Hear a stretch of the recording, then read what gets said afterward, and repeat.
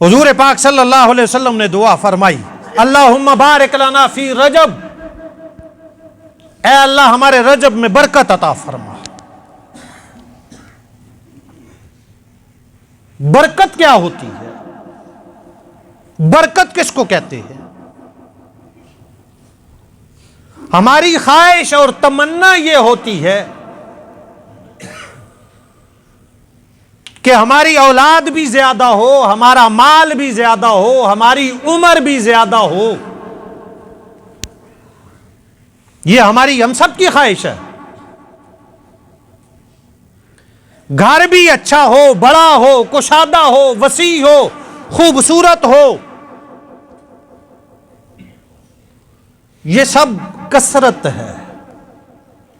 बड़ा घर हो जाना, बड़ा ज्यादा माल हो जाना, यह कसरत है कि माल बहुत ज्यादा है। लेकिन घर में बरकत हो, इसका माना यह नहीं है कि घर बड़ा हो। इसका माना यह है कि घर अगरचे छोटा हो लेकिन उसमें इत्मीनान भी हो, सुकून भी हो, राहत भी हो, इत्तेफाक भी हो, इत्तेहाद भी हो और घर के बासियों की आपस में मोहब्बत भी हो। यह है घर की बरकत। घर कई मुरब्बों पे फैला हुआ हो, कनालों एकड़ों पर हो, औलाद नाफरमान हो जाए तो क्या किया जाएगा? क्या हो सकता है? मियां बीवी के दरमियान झगड़े शुरू हो जाए तो बड़े घर का करना क्या है? रातों का सुकून बर्बाद हो जाता है, दिन का चैन खत्म हो जाता है। घर छोटा है और बरकत है।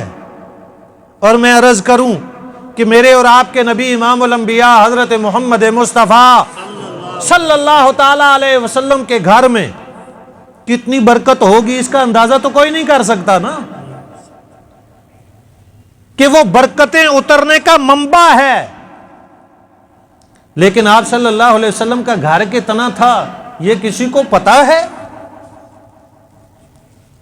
यह किसी को मालूम है कि हुजूर का घर कितना था? हुजूर का सारा घर इतना था, कमरा इतना था कि बंदा खड़ा होता, हाथ ऊपर करता तो हाथ छत को लग जाया करता था। आपका कमरा इतना था कि नबी पाक सल्लल्लाहु ताला अलैहि वसल्लम जब रात को तहज्जुद की नमाज पढ़ा करते थे तो हजरत आयशा सिद्दीका रजी अल्लाह ताला अन्हा जब सोई हुई होती थी, लेटी हुई होती थी, तो हजरत आयशा को अपनी टांगें समेटना पड़ती थी। इतना छोटा कमरा था लेकिन बरकतों का मंबा था, मरकज था।